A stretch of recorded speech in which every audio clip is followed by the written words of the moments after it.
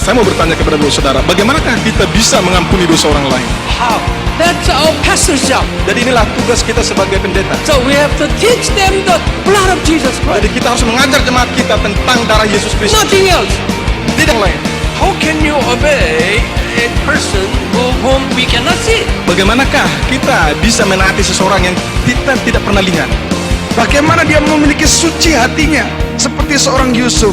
Engkau mereka-rekakan yang jahat kepadaku, tetapi Allah mereka-rekakan yang baik.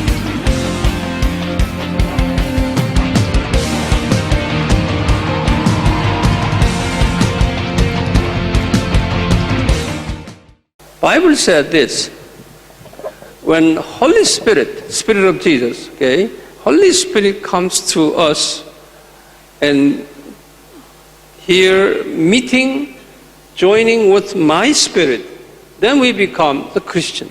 Alkitab mengatakan ketika Roh Kudus atau Roh Yesus masuk ke dalam diri kita atau hati kita, maka Roh Kudus akan bersatu dengan roh kita. So you put down John 3:16 Yohanes 3 ayat 16 and John 1:12, dan Yohanes 1 ayat 12, Revelation. Wahyu 3 ayat 20. You know John 1:12 says what? John 1:12 says what? Ya, Yohanes 1 ayat 12 berbicara tentang hal ini. You accept Jesus Saudara menerima Yesus, as your Lord and you will become a child of God. ya, ketika saudara menerima Yesus sebagai Tuhan dan juru selamat pribadi, saudara menjadi anak Allah. And Revelation 3:20, Dan juga dalam Wahyu 3 ayat 20, it said, I will be standing outside of your door, I will be knocking the door, whoever accepts me, and when I go inside then I will be with you. ya, Yesus mengatakan, aku berdiri di depan pintu dan mengetuk, jikalau ada orang yang mendengar, aku akan masuk dan tinggal bersamanya. That means this, we have to accept Jesus into our heart here. Artinya kita harus menerima Yesus ke dalam hati kita. But how can Jesus enter in us? Tetapi bagaimanakah Yesus bisa masuk ke dalam hati kita? He's too big.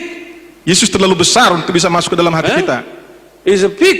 How can have Jesus into our heart? Karena itu bagaimana mungkin Yesus bisa masuk ke dalam hati kita? We're talking about His Spirit.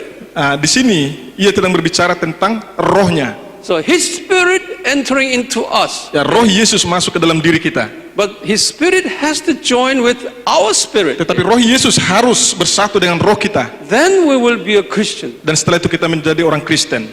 Okay? Are you with me? Ya, saudara bisa mengerti? Now, you listen to me here.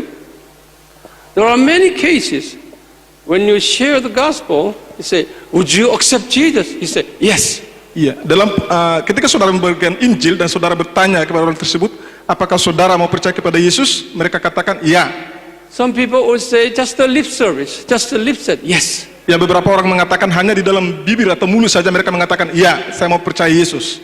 Sometimes he only accept Jesus outside of his heart here. Ya, terkadang banyak orang yang hanya menerima Yesus hanya di dalam hati. No, it's, his soul here. Yeah. Outside. Ya, bagian sini, bagian luar. Some people accept Jesus only here. Dan beberapa orang menerima Yesus hanya dalam bagian ini, kekuatan. Okay? Some people here. Dan beberapa orang menerima Yesus hanya bagian akal budi, bagian jiwa. Some people here down to bottom of your heart. Dan beberapa orang menerima Yesus sampai ke dalam hatinya. Because the heart is very important. Karena hati ini sangat penting. Would you open the Proverb 4:23? Mari kita buka Amsal 4 ayat 23. Proverb. Amsal 4 ayat 23. Saya akan bacakan Amsal 4 ayat 23. Jagalah hatimu dengan segala kewaspadaan, karena dari situlah terpancar kehidupan. It said here, the heart is the source of your life. Dikatakan di sini bahwa hati adalah sumber kehidupan. Heart is important. Hati sangat penting. So we have to accept Jesus down to our heart. Jadi kita harus menerima Yesus sampai ke dalam hati kita. There are many so-called Christians who accepted Jesus only in this surface level, not in heart. Ada banyak yang menyebut diri orang Kristen, mereka hanya percaya dan menerima Yesus hanya pada permukaan saja, yaitu sampai akal budi, tidak sampai ke dalam hati. The many people in your church Dan banyak orang di dalam gereja saudara, like this. mereka hanya percaya Yesus sampai bagian akal budi saja. That's why they do not commit themselves to Jesus. Itu sebabnya mereka tidak menyerahkan hidup mereka sepenuhnya ke dalam kepada Yesus. When we ask them, would you give us some money for God's work? They say no. Ketika kita meminta kepada mereka, apakah saudara mau memberikan persembahan untuk pekerjaan Allah, dan mereka akan menjawab tidak mau. Would you willing to sacrifice for Jesus? They say no. Dan ketika kita bertanya, apakah kamu mau berkorban untuk Yesus, dan mereka akan mengatakan, oh tidak. Some people just come to church for their own fellowship with people. Beberapa jemaat hanya datang ke gereja hanya untuk sebatas persekutuan dengan saudara-saudara seiman. There are many cases in a large so-called crusade, after preachers preaching and say, would you accept Jesus? Many people standing up say, yes, I will accept Jesus. Ya, seringkali dalam KKR ketika pembicara menantang orang-orang yang hadir, apakah mereka mau percaya kepada Yesus Kristus, dan banyak orang akan meresponi dan mereka akan berkata, ya, saya mau percaya kepada Yesus. There are many people only come to Sunday, come to church on Sunday just as a church goers. Ya, ada banyak orang yang datang ke gereja pada hari Minggu hanya ya sebatas menghadiri ibadah hari Minggu. There are many cases in the Bible who accepted Jesus from here all the way down to heart right away. Ya, ada banyak peristiwa dalam Alkitab orang-orang percaya kepada Yesus Kristus dan mereka menerima Yesus sampai ke dalam hati mereka. Who was it? Siapakah mereka? It's a robber who was beside Jesus Christ Ya, penyamun yang disalibkan di sebelah Yesus on the cross. di atas salib. Remember that robber? Masih ingat penyamun yang di sebelah Yesus? He didn't even take baptism. Ya, bahkan penyamun tersebut tidak sempat dibaptis. He opened his heart all the way down to here, accepting Jesus as his Savior. Ia membuka hatinya dan menerima Yesus sebagai juru selamatnya sampai ke dalaman hatinya. Even Saint Paul became a Christian like that. Dan Rasul Paulus juga menjadi orang Kristen dengan menerima Yesus sampai ke dalaman hatinya. So there are many cases in our lives, in our congregations, who accepted Jesus like Saint Paul, Yeah. just to come invited Jesus down to their heart. Ya, juga ada banyak hal yang sama terjadi dalam gereja di mana banyak orang-orang yang menerima Yesus Kristus sampai ke dalaman hati mereka, seperti Rasul Paulus. There are doors here. They have to open Di this sini door. ada beberapa pintu dan mereka harus membuka pintu ini supaya Yesus bisa masuk sampai ke dalaman hati mereka. I will give you one example because you are pastors. I will give you one example here. Ya, saya akan berikan satu contoh di sini karena saudara adalah pendeta. Would you draw this line, this picture here? This is a tabernacle. Ya, The tolong Old gambar Testament. ini. Ini adalah gambar daripada You put kemah down, suci. put down tabernacle. Kemah suci. Come over here. This is the door. Nomor satu adalah Door. pintu atau gerbang. This door is over there. It's at strength at the top one. Ya, pintu di sini bagian ini adalah kekuatan. Yang kedua, It's a holy place. ruang kudus. Next to it, akal, Ruang kudus itu di sini adalah akal budi.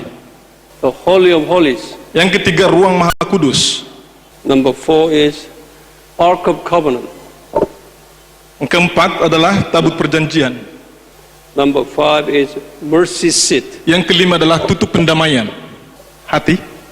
Mercy. This one is Ark of Covenant. Okay, that is a heart here. Heart. Hati. This is our spirit. Roh kita. Now, the Old Testament story is a symbol, a copy of New Testament. Ya. Cerita yang terdapat dalam perjanjian lama itu adalah gambaran atau bayangan dari perjanjian baru. See, Old Testament killing animal and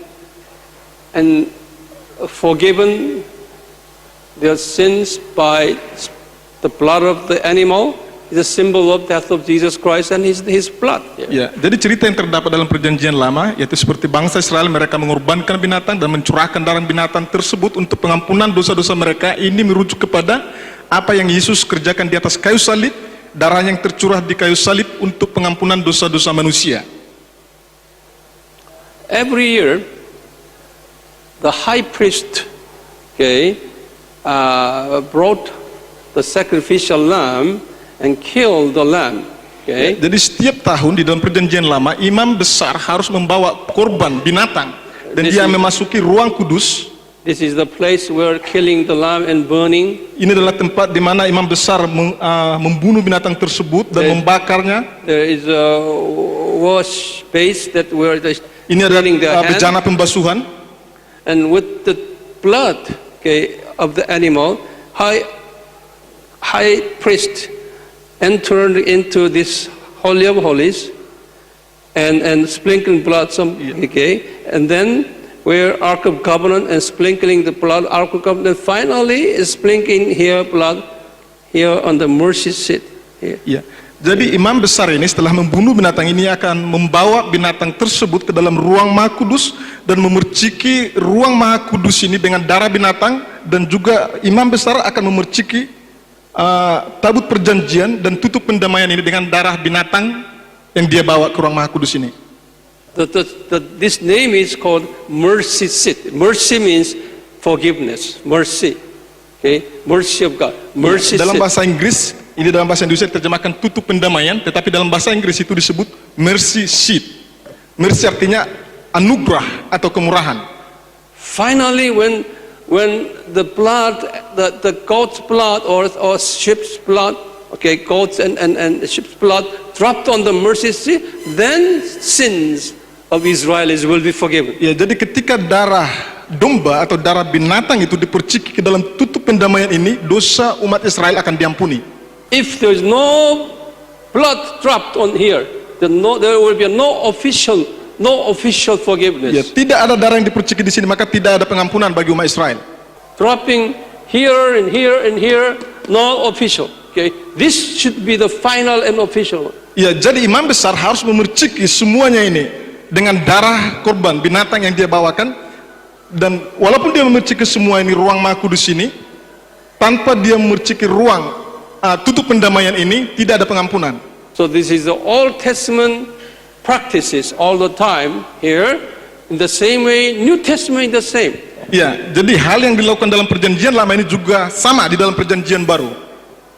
His blood has to come all the way down to our spirit and join together. Ya, darah ini harus masuk ke dalam hati kita dan roh kita bersatu dengan darah tersebut. This is a mercy seat here, Ya, disinilah tutup pendamaian, where we receive a mercy from God. di mana kita menerima anugerah atau kemurahan dari Allah. Okay, now problem is this: in your church and our church, there are many people who only are in this area. Ya, masalahnya sekarang adalah dalam gereja saudara dan gereja saya, banyak orang Kristen yang hanya percaya kepada Yesus Kristus sampai kepada tingkat ini atau bagian ini, akal In budi. your church, there are many your church members accepted Jesus only in these levels. Ya, banyak jemaat dalam gereja saudara yang menerima Yesus Kristus hanya pada bagian kekuatan dan bagian akal budi ini. They know Jesus died for him. Ya, mereka tahu bahwa Yesus mati bagi mereka. They say, Jesus, you died for me. Mereka katakan, Yesus engkau mati bagiku. Thank you. Terima kasih. But only lip service, only Tetapi this. hanya dalam pengakuan bibir saja. When we ask, do you die for Jesus? They run away. Iya, ketika kita bertanya kepada mereka, apakah kamu mau mati untuk Yesus, dan mereka katakan tidak mau, mereka menyingkir. Would you pay 1/10 of your income to church? They say, no. Ketika kita bertanya kepada mereka, apakah kamu mau membayar 1/10, memberikan 1/10 dari pendapatanmu ke gereja, dan mereka katakan, saya tidak mau. And they say, hallelujah, I love you, Jesus, hallelujah. But when you say, you pay 1/10 of your income to church, they don't do that. Ya, dalam ibadah mungkin mereka akan menari dan mereka mengatakan haleluya, tetapi ketika kita meminta mereka untuk membayar perpuluhan, mereka tidak mau membayar. Why? Mengapa? Because they have Jesus around here. Ya, karena mereka percaya Yesus hanya sampai pada level ini. Now, this is our pastor's job. Ya, jadi ini adalah tanggung jawab kita sebagai pendeta.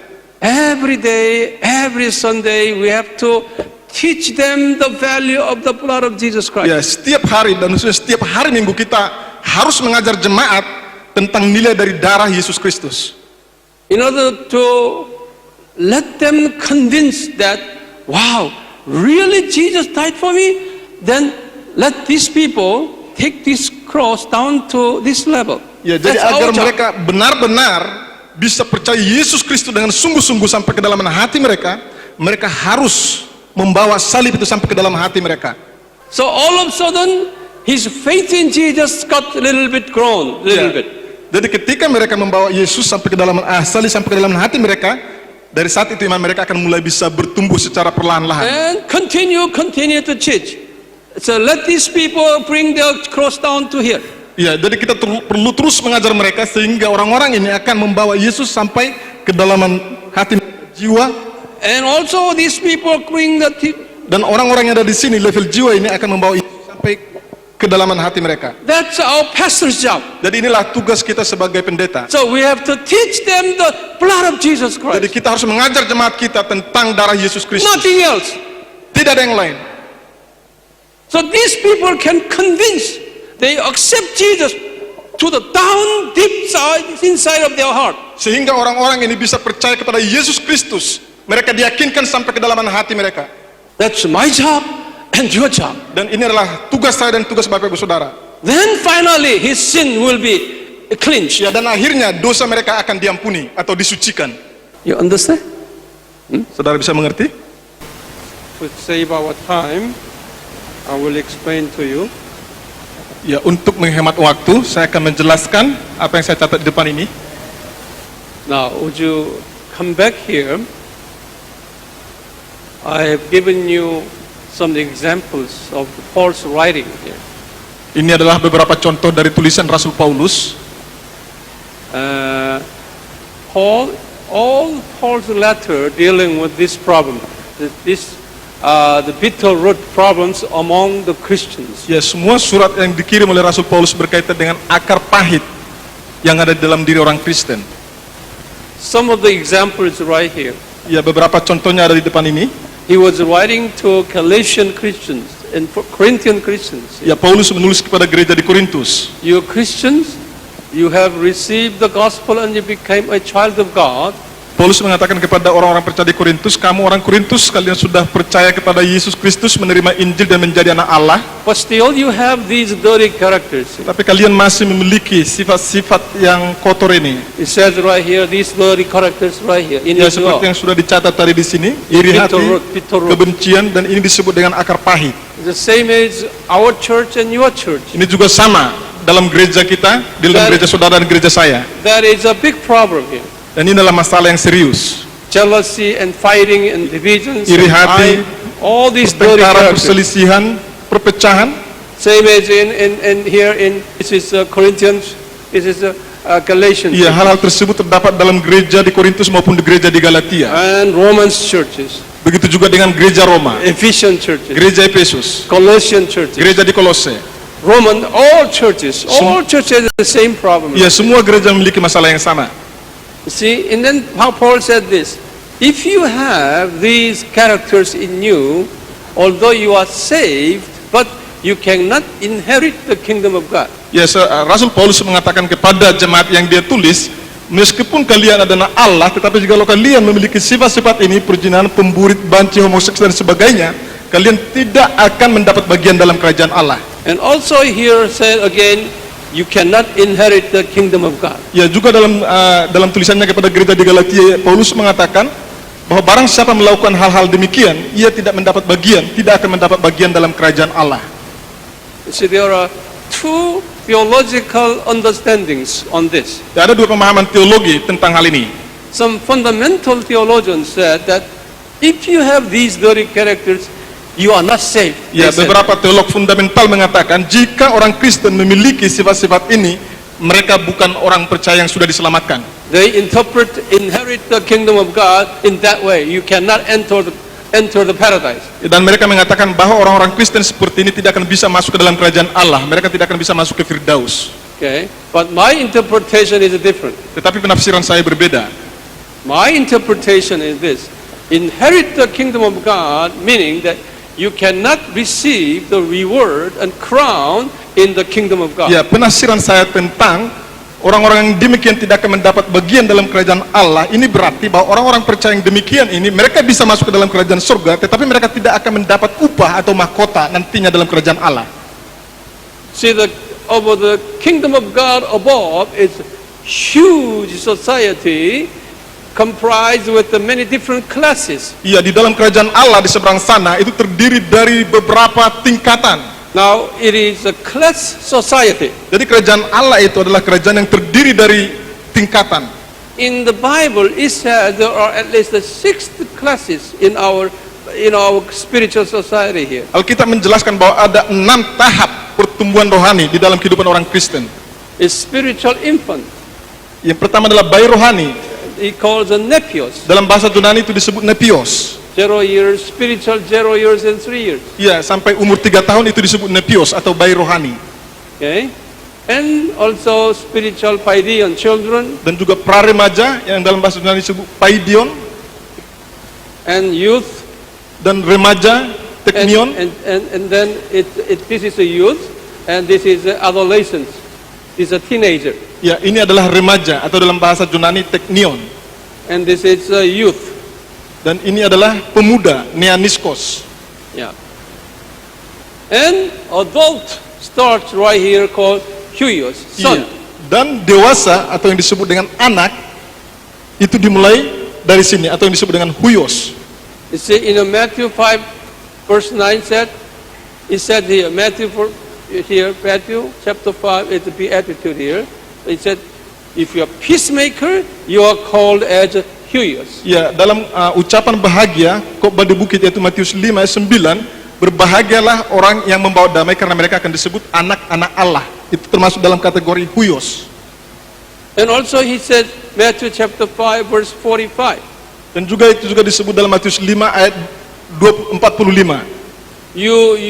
Those who forgive your enemies and you pray for your enemies and you love your enemies, then you will be called this. Ya, jadi orang-orang Kristen yang mengampuni musuh mereka dan juga yang mengasihi musuh mereka itu akan disebut huios atau anak-anak Allah.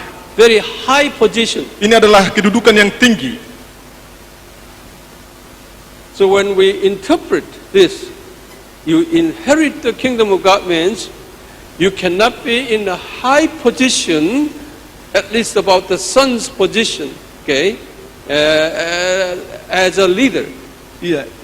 Jadi penafsiran daripada ayat ini bahwa barang siapa melakukan hal-hal yang demikian tidak akan mendapat bagian dalam kerajaan Allah. Ini berarti bahwa orang tersebut tidak akan mendapat upah atau mahkota dalam kerajaan Allah, dan mereka tidak akan sampai pada level huios ini. Mereka hanya berada di bawah level huios. Mereka tidak bisa disebut sebagai anak-anak Allah. See, since we are pastors and assistant pastors here, Ya, karena kita semua adalah pendeta atau hamba Tuhan, our position in the kingdom of God is not determined by our position here. ya, kedudukan kita nantinya di surga tidak ditentukan oleh kedudukan kita di bumi ini. It's not determined by how many years you've been serving the Lord Jesus. Ya, kedudukan kita nantinya di surga tidak akan ditentukan oleh berapa tahun kita telah melayani Yesus. It's not determined by the title of your position now. Tidak ditentukan oleh jabatan saudara saat ini, Doctorate degree, no.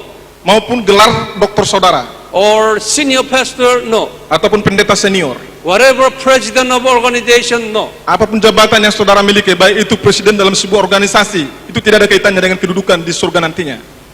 Our position above there will be determined by how much you closer your character be like Jesus. Ya, kedudukan kita nantinya di surga itu ditentukan oleh seberapa miripnya kita menyerupai karakter Yesus Kristus. Your degree of your sanctification will determine your position. Ya, tingkatan pengudusan kita akan menentukan kedudukan kita di surga. Are you with me? Saudara bisa mengerti? It's very important. Jadi ini sangat penting. Today many pastors try to receive a doctorate degree without studying. Hari ini banyak pendeta atau hamba-hamba Tuhan yang berusaha mendapatkan gelar doktor tanpa belajar. And many high positions Dan mereka mendapatkan kedudukan yang tinggi. then you will say that, oh, I will be high in the kingdom of God. No, it's not. Dan mereka berpikir, oh nanti suatu saat saya akan mendapatkan kedudukan yang tinggi dalam kerajaan surga. Tetapi sebenarnya tidak. Jesus' interest is who you are. It's not what you are, who you are. Oh, jadi Yesus, ketertarikan Yesus kepada saudara adalah siapa sebenarnya saudara, bukan kedudukan atau jabatan saudara. So now we will study the Sermon on the Mount based on this. Okay? Jadi kita sekarang akan belajar tentang khotbah di bukit berdasarkan hal ini. Yohanes 7 ayat 37 sampai 38. Let everybody open this. Ya, mari kita buka Yohanes 7 ayat 37 sampai 38. Saya akan bacakan. Dan pada hari terakhir, yaitu pada puncak perayaan itu, Yesus berdiri dan berseru, barang siapa haus, baiklah ia datang kepadaku dan minum. Barang siapa percaya kepadaku, seperti yang dikatakan oleh kitab suci, dari dalam hatinya akan mengalir aliran-aliran air hidup. Janji pada masa yang akan datang. What promise? The living water. Ya, janjinya adalah air hidup. That is the Holy Spirit. Roh Kudus. This is saving Holy Spirit. When you receive this, you will be saved. Iya, Roh Kudus, ketika seseorang menerima Roh Kudus, ia akan selamat. Promise. Ya, jadi ini adalah janji yang akan datang. Now, Jesus promised this Holy Spirit, saving Holy Spirit, to His disciples. Ya, Yesus menjanjikan Roh Kudus ini, yaitu yang berfungsi untuk menyelamatkan kepada murid-muridnya. So He told that you, my disciples, you will receive it. Ya, Yesus mengatakan kepada murid-muridnya, kalian akan menerima Roh Kudus. When did they receive this? Tetapi kapankah murid-murid menerima Roh Kudus? When? Kapan? So we don't know yet. We will see. Ya, Okay? kita akan melihat. Since this Jesus promised it, they should have received it. Ya, karena Yesus telah menjanjikannya, murid-murid pasti menerimanya. AD 30, Tahun 30 Masehi, Passover meal. makanan Paskah. At the Passover meal, write down Johann, Ya, dalam Yohanes pasal 14 ayat 16, Yesus makan Paskah dengan murid-muridnya, atau yang kita kenal dengan perjamuan terakhir. Yohanes 14 ayat 16, saya akan bacakan. Aku akan minta kepada Bapa, dan ia akan memberikan kepadamu seorang penolong yang lain, supaya ia menyertai kamu selama-lamanya. it's again, it's a future promise. Okay, write down. Ya, janji ini sekali lagi adalah mengenai masa yang akan datang. He said, He will give you that helper. He said that. Di sini Yesus berjanji kepada murid-muridnya bahwa ia akan memberikan kepada mereka seorang penolong. Okay. Now you have this one is Holy Spirit, right? This Roh one, Kudus, yes. and this one is also Holy Spirit. Yes. Jadi ini adalah Roh Kudus, ini juga penolong. Di sini berbicara tentang Roh Kudus. Roh Kudus dalam bahasa Yunani adalah pneuma. But this Dalam Holy Yohanes 7 ayat Spirit, 37 sampai 38. Tetapi Roh Kudus terdapat dalam Yohanes 14 ayat 16, bahasa Yunaninya adalah Parakletos. Parakletos means is a pneuma means actually the pneuma means is a wind. Ya, pneuma ini sebenarnya berkaitan dengan angin. Pneuma We call it wind. juga disebut dengan angin. The pneuma dwells in whole universe. Ya. Pneuma berdiam di alam semesta ini. From paradise all the way down here. All pneuma here. Ya, mulai dari Firdaus yaitu surga sampai alam semesta ini, bumi ini juga ada pneuma. And also, when pneuma comes in us, when we receive pneuma here, we will be a Christian. Ya, jadi ketika kita menerima pneuma ini di dalam hati kita, kita menjadi orang Kristen. So pneuma all over universe. That's pneuma means actually the Spirit of Jesus. Ya, jadi pneuma ini sebenarnya adalah roh Yesus. Pneuma is Spirit of Jesus and Spirit of Father. Ya, pneuma ini adalah roh Yesus dan juga roh Bapa. So when we receive pneuma, that means we receive Jesus. Jadi ketika kita menerima pneuma, itu artinya kita menerima Yesus. Okay. And Jesus said this, you will someday, you will receive this pneuma. Dan Yesus mengatakan kepada murid-muridnya, suatu hari nanti kamu akan menerima pneuma. Then you will become a Christian. Dan kamu akan menjadi orang Kristen. Okay? Now, then few hours, one day before his crucifixion, Dan he had- satu hari sebelum penyaliban Yesus Kristus, and he promised his disciples at the dinner, at the Passover dinner, Yesus menjanjikan kepada murid-muridnya, yaitu pada perjamuan terakhir bersama dengan murid-muridnya, and you will have Parakletos. He bahwa said. murid-muridnya akan menerima Parakletos. Then problem is, how different Ya, sekarang pneuma and Parakletos? apa perbedaan antara pneuma dan Parakletos ini?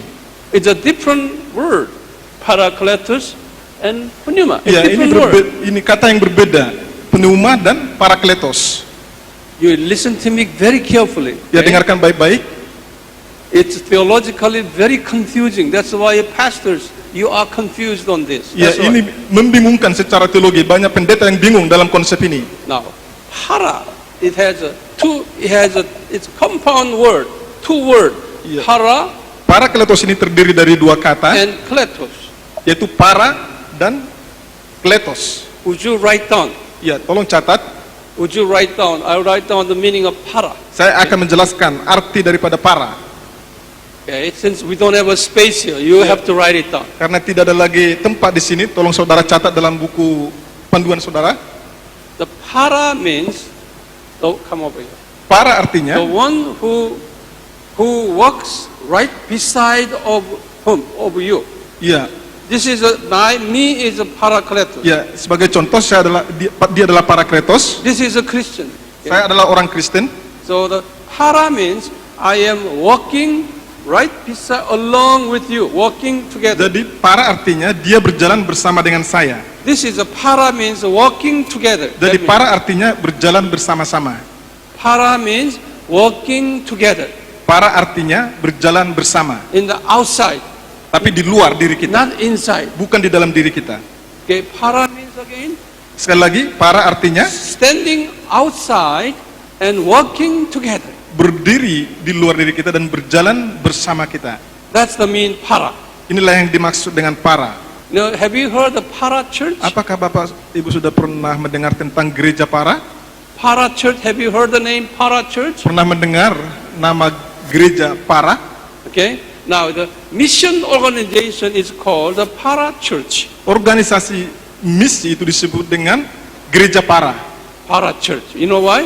Saudara tahu kenapa? Institutional church is a church. Karena gereja institusi itu adalah gereja para. Institutional denomination is just a church and denomination. Iya, denominasi institusi itu adalah But- gereja para. But mission organization standing beside the institutional church and walking together. Tapi organisasi misi itu berada di samping gereja para dan berjalan bersama-sama.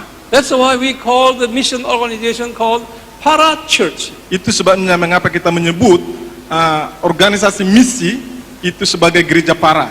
So we call them, you are para church people. Ya, jadi kita Okay. menyebut mereka, kalian adalah gereja para. Now you understand the para? Jadi Bapak Ibu sekarang sudah mengerti tentang arti daripada para. Okay. Now para. Now here again, kletos. Ya. Yang kedua adalah kletos. Kletos means in English it's called be invited.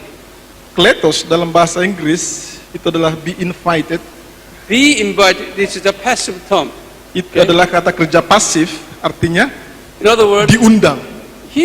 he wants to be me here. I want to be invited by him. Ya, jadi dengan kata lain, para kletos, saya sebagai orang Kristen, jadi di sini arti daripada kletos, dia ingin saya mengundang dia masuk ke dalam hati saya. Okay, Oh iya, so- sekali lagi saya akan jelaskan. Okay. Arti daripada kletos ini Nah. dalam bahasa Inggris adalah bentuk pasif, artinya diundang. Jadi artinya dia rindu untuk diundang masuk dalam diri orang percaya. See, I am the one always waiting for his invitation. Jadi artinya ia selalu menunggu untuk diundang masuk ke dalam diri orang percaya. Let me repeat. Saya ulangi, The one who walking along with him, waiting for his invitation. Iya. Orang yang berjalan bersama dengan orang Kristen dan rindu untuk diundang masuk ke dalam diri orang Kristen tersebut. Inilah yang dimaksud dengan parakletos. So the parakletos means this: the one walking along with me, waiting for his invitation. Ya, jadi arti daripada parakletos ini adalah seorang yang berjalan bersama dengan orang Kristen dan ia rindu dan menunggu untuk diundang masuk ke dalam diri orang Kristen tersebut. Now, this parakletos is also the pneuma, Dan parakletos ini juga adalah pneuma. the Holy Spirit. Sama-sama Roh Kudus. Same Holy Spirit. Roh Kudus yang sama. The Holy Spirit over the universe and Roh here Kudus yang ada dalam semesta ini dan juga yang ada di ruangan ini, in Manado yang ada di Manado, and in this church dalam gereja ini, and within me, dan juga di dalam diri all saya, the same Holy Spirit. ia adalah Roh Kudus yang sama. Okay? Same Holy Spirit, but Jesus said this, Roh Kudus yang sama. that especially the Holy Spirit right near you, surrounding you, and working together with you, that very close Holy Spirit called Parakletos. Tetapi Yesus mengatakan di sini bahwa Roh Kudus yang berjalan bersama dengan orang Kristen, dekat bersama dengan saudara, itu disebut dengan parakletos. The Holy Spirit right beside you and waiting for your invitation called Roh Kudus yang ada di samping atau di sisi saudara dan rindu untuk diundang masuk ke dalam diri saudara disebut parakletos. You understand now? Okay. When he invites me, then this is a wind. This is the wind. I will work. I will be just like a fan. Okay. Strongly working and coming to you. Ya, jadi parakletos ini diibaratkan seperti angin. Ketika orang Kristen mengundang parakletos ini, dia akan masuk ke dalam diri orang Kristen tersebut seperti angin yang berhembus. You see, it's a quiet parakletos. Quiet here, but when you call me, come in, then I would say it's like a fan working, woo, and come inside. Iya, jadi parakletos ini tenang berada bersama dengan kita. Tapi ketika kita mengundang parakletos ini untuk masuk ke dalam diri kita, parakletos ini akan datang masuk dalam tubuh kita. It becomes a very strong wind, Dan seperti angin yang begitu kencang. and then he will come to you. Dan parakletos ini akan masuk ke dalam diri saudara. In other words, the strong wind will come to you. Dengan kata lain, angin yang kencang ini akan masuk ke dalam diri saudara. If you do not call this paraklet, this pneuma, then it will be a pneuma, a quiet pneuma. Ya, Okay? jika But when you call me, strong.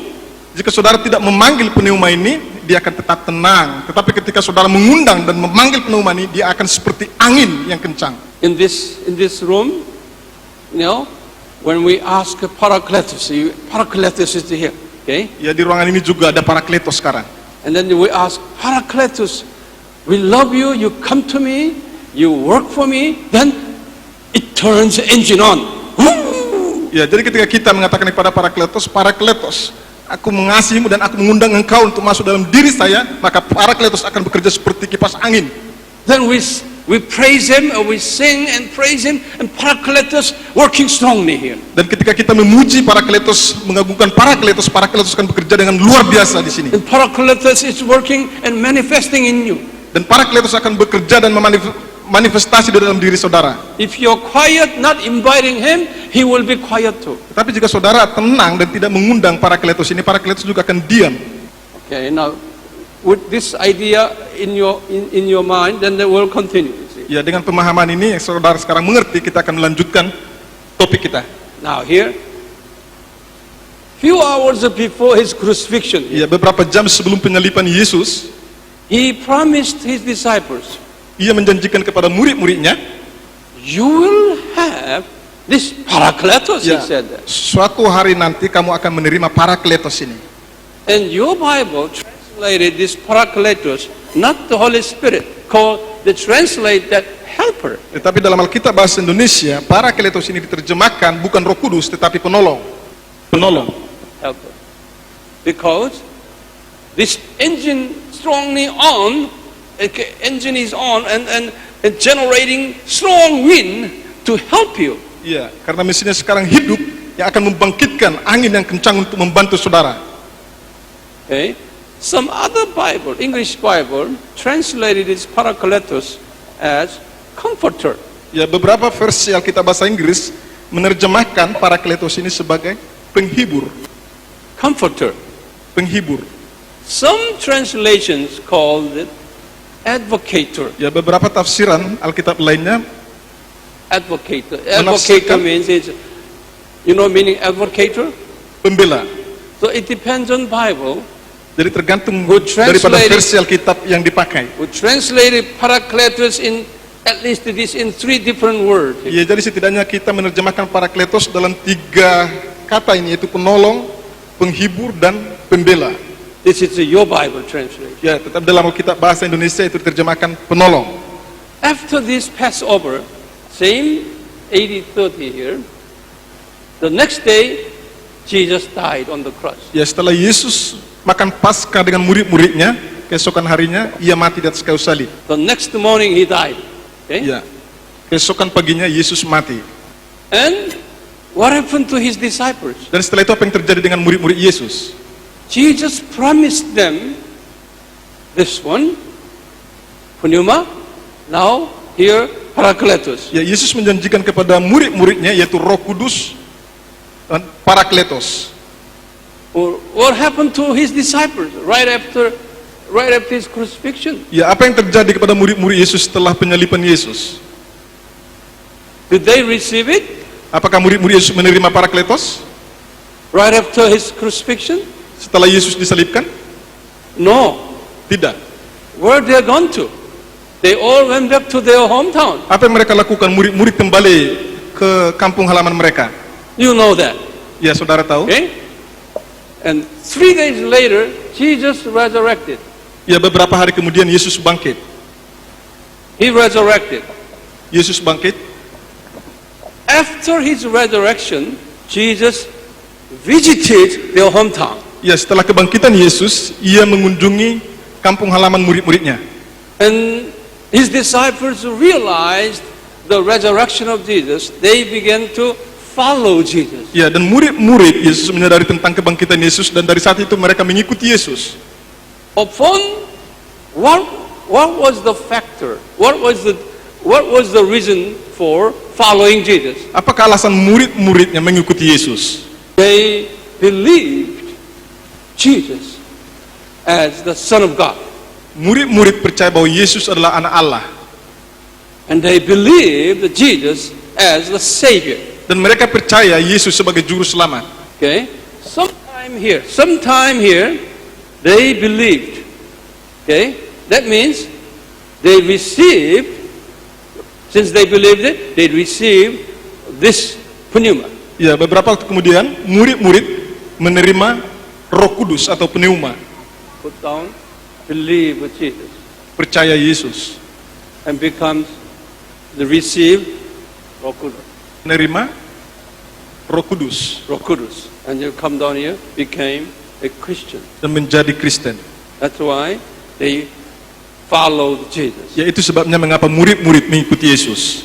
Here at the 40th day, okay, not a 40 day, it's 40 days, 40 days. Ya, selama 40 hari setelah kebangkitan Yesus, 40 days. Would you tell me how many people became a Christian like this? Ya, apakah saudara tahu berapa orang menjadi orang Kristen pada waktu ini? 120? No. Would you open 1 Corinthians? 1 Korintus pasal 15 ayat 5 sampai 8. 1 Korintus pasal 15 ayat 5 sampai 8, saya akan bacakan. Bahwa ia telah menampakkan diri kepada Kefas dan kemudian kepada ke-12 muridnya. Sesudah itu ia menampakkan diri kepada lebih dari 500 saudara sekaligus. Kebanyakan dari mereka masih hidup sampai sekarang, tetapi berapa diantaranya telah meninggal. Selanjutnya ia menampakkan diri kepada Yakobus, kemudian kepada semua rasul. Dan yang paling akhir dari semuanya, ia menampakkan diri juga kepadaku, sama seperti kepada anak yang lahir sebelum waktunya. See, here about 600 people Jadi follow the Jesus right after doing this 40 days here. About 600 people. Jadi ada sekitar 600 orang yang percaya dan mengikut Yesus selama 40 hari setelah kebangkitan Yesus. So they were the first Christian groups. Dan ini adalah kelompok Kristen yang pertama. who followed, who believed Jesus is the Son of God and Savior. yang mengikuti Yesus dan percaya bahwa Yesus adalah Tuhan dan Juru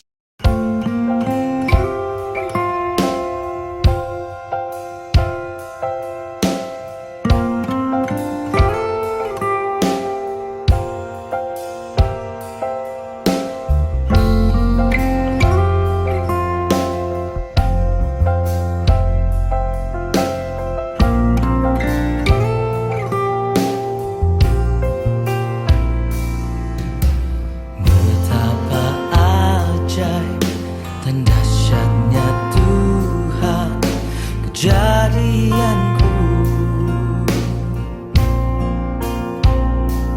Kau